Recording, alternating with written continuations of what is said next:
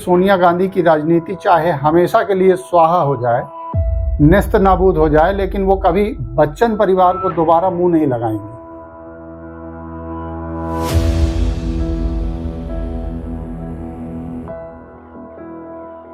अमिताभ बच्चन की fan following कहा जाए तो बहुत है पूरी दुनिया में। मैं खुद उनका फैन था, लेकिन अब नहीं हूं।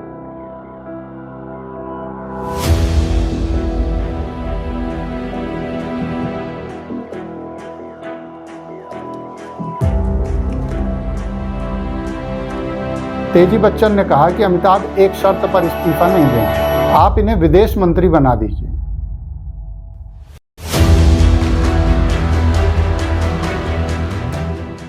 नमस्कार, एंटीक वायरल के YouTube मंच पर आपका स्वागत है। तो साथियों, दोगलापन तो आपने खूब सुना और देखा होगा, लेकिन इतना नहीं जितना इस वीडियो में आप देखने जा रहे हैं। आज के वीडियो में हम उस दोगलेपन की बात करेंगे जो आपके लिए एक नज़ीर भी है, और आप यह भी समझ जाएंगे कि मशहूर लोग भीतर से कितने खोखले होते हैं।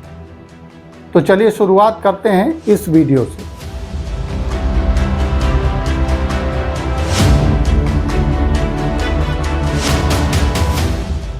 ये वीडियो आपने कुछ दिनों पहले ही देखा होगा, जब राज्यसभा सांसद जया बच्चन राज्यसभा के सभापति जगदीप धनखड़ को खरी खोटी सुनाकर संसद से बाहर निकली थी। बाहर जया बच्चन और सोनिया गांधी की तस्वीर वायरल हुई थी, जिसमें दोनों खिलखिलाकर हंस रहे हैं।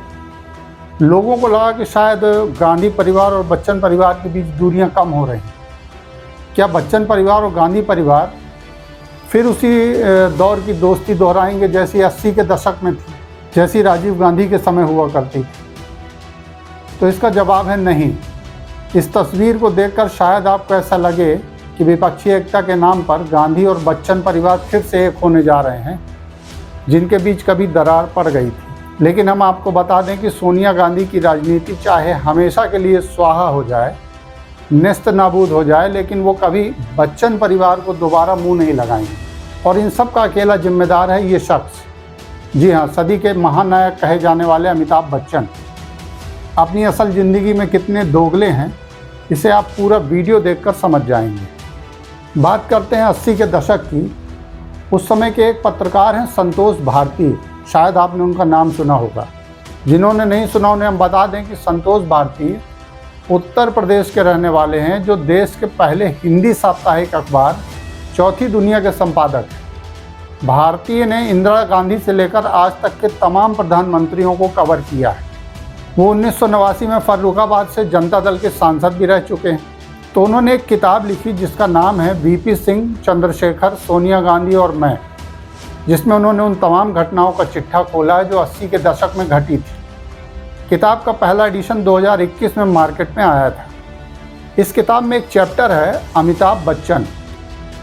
कभी मौका मिले तो इस किताब को पूरा पढ़िएगा, खासकर यह चैप्टर अमिताभ बच्चन ज़रूर पढ़िएगा। इससे आपको यह पता चल जाएगा कि कामयाब इंसान भी कितना कमज़ोर और कमीना हो सकता है। अमिताभ बच्चन की फ़ैन फॉलोइंग कहा जाए तो पूरी दुनिया में है। मैं खुद उनका फ़ैन था, लेकिन अब नहीं हूँ। इस किताब के ज़रिए अब आप गुजरे हुए उस ज़माने में झांकेंगे तो आपको यह समझ में आ जाएगा कि सोनिया गांधी बच्चन परिवार को कभी माफ़ नहीं करेंगी। संतोष भारती ने अपनी किताब में लिखा है कि राजीव गांधी के शहीद होने के बाद सोनिया गांधी कभी अमिताभ बच्चन से नहीं मिली। आखिर ऐसा क्या हुआ कि सोनिया गांधी अमिताभ बच्चन से इतनी नाराज़ थी?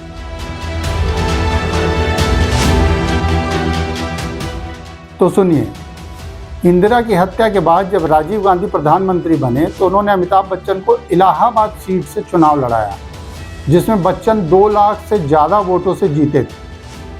गांधी और बच्चन परिवार की दोस्ती बड़ी फेमस थी। यह दोस्ती अक्सर अखबार की सुर्खियों में बनी रहती थी। जब भी देश में कोई विदेशी मेहमान आता तो राजीव गांधी अमिताभ बच्चन को नेता से ज़्यादा अभिनेता के तौर पर इंट्रोड्यूस कराते थे। राजीव गांधी के 2 और करीबी थे, कैप्टन सतीश शर्मा और ललित सूरी।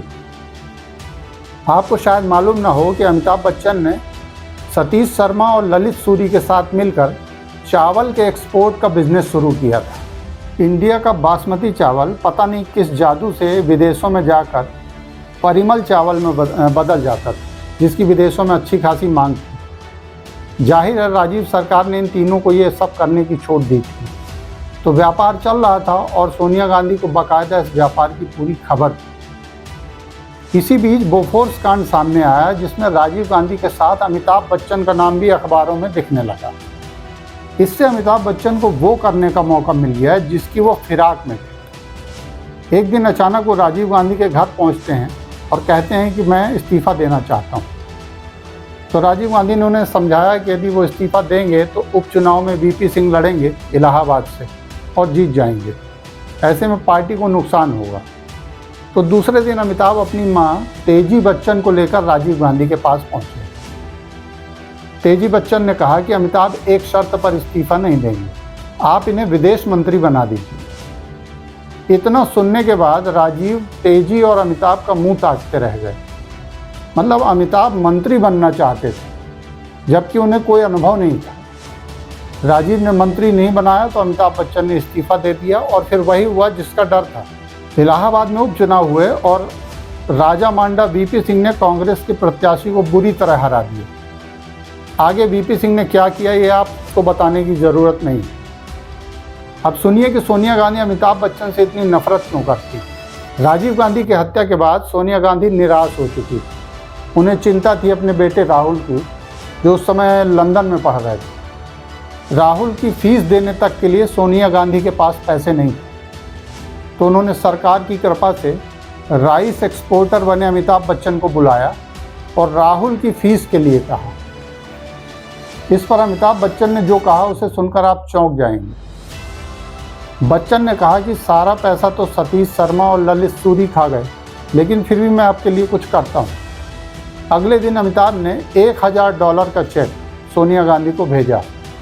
उस समय डॉलर की कीमत 35 से 40 रुपये थी। मतलब अमिताभ ने 35 से 40 हज़ार रुपये भिजवाए, जबकि राहुल की फीस करीब 1.5 लाख। इस बात से सोनिया को बहुत बुरा लगा और उन्होंने वह चेक वापस कर दिया। उस दिन से आज तक सोनिया गांधी अमिताभ बच्चन से कभी नहीं मिली। तो देखा आपने, आपका एंग्री यंग मैन कितना दोगला है। यह अकेला वाकया नहीं है। अमिताभ बच्चन कितने बड़े वाले दोगले हैं, इसे समझने के लिए जरा ये तस्वीर देखिए। मरहूम अमर सिंह। एक समय यूपी की राजनीति में काफ़ी दबदबा था इनका। अमिताभ बच्चन की ABCL कंपनी जब डूबी तो कर्ज में डूबे अमिताभ बच्चन लगभग सड़क पर आ चुके थे। उस समय अमर सिंह ने न सिर्फ इनकी मदद की फाइनेंशियली, बल्कि उन्हें समाजवादी पार्टी में जगह भी दिलाई। आज जया बच्चन समाजवादी पार्टी से सांसद हैं तो अमर सिंह के कारण। अमर सिंह के कहने पर सहारा प्रमुख सुब्रत रॉय ने अमिताभ बच्चन की पैसों से काफ़ी मदद की। लेकिन जब अमर सिंह और सुब्रत रॉय दोनों का कठिन समय आया तो अमिताभ बच्चन उनके साथ नहीं थे। अमर सिंह अपने अंतिम समय में बिल्कुल अकेले थे, केवल जया प्रदा उनके साथ।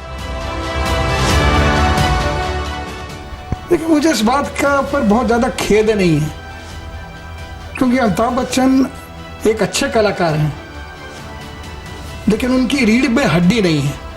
हाल ही में भी सुब्रत रॉय की मौत हुई। जब मीडिया ने सवाल पूछा कि सुब्रत रॉय को अंतिम विदाई देने अमिताभ बच्चन नहीं आए, तब तीसरे दिन बैक डोर से अमिताभ बच्चन सुब्रत की लाश को नमस्कार करने पहुंचे और 5 मिनट में वापस चले गए। सलीम जावेद की जोड़ी भी अमिताभ के इस दोगलेपन का शिकार हुई। वही सलीम जावेद जो अमिताभ की फिल्मों के लिए कहानियाँ लिखा करते थे। जब सलीम और जावेद अलग हुए तो जाहिर है काम भी कम हो गया। दोनों को उम्मीद थी कि अमिताभ उन्हें रिकमेंड करेंगे, लेकिन अमिताभ ऐसे बन गए जैसे उन्हें जानते ही नहीं।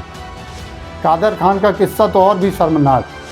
अमिताभ ने कादर खान को कई फिल्मों से सिर्फ इसलिए निकलवा दिया क्योंकि कादर उन्हें सर नहीं बोलते थे।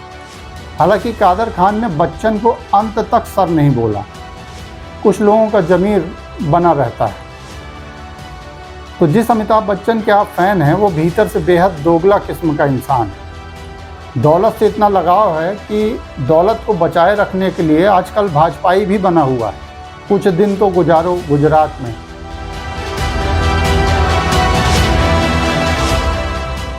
अमिताभ को डर है कि जिस दौलत को उसने कमाया है उस पर बीजेपी सरकार की नज़र न पड़े, इसलिए बेचारा ना तो नोटबंदी के खिलाफ कुछ बोल पाया, न डीजल पेट्रोल के दामों पर कुछ बोल पाया और न ही महिला अत्याचार पर कोई ट्वीट कर पाया।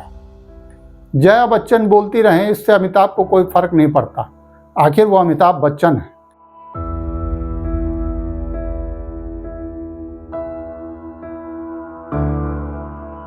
हम उम्मीद करते हैं कि फिल्मों के नकली सितारों की चमक से आप वाकिफ हो चुके होंगे। अमिताभ बच्चन को आप किस नज़रिए से देखते हैं, कमेंट बॉक्स में ज़रूर लिखें। यदि अब तक चैनल को सब्सक्राइब नहीं किया तो ज़रूर करें ताकि हमारे अपडेट्स आपको मिलते रहें। नमस्कार।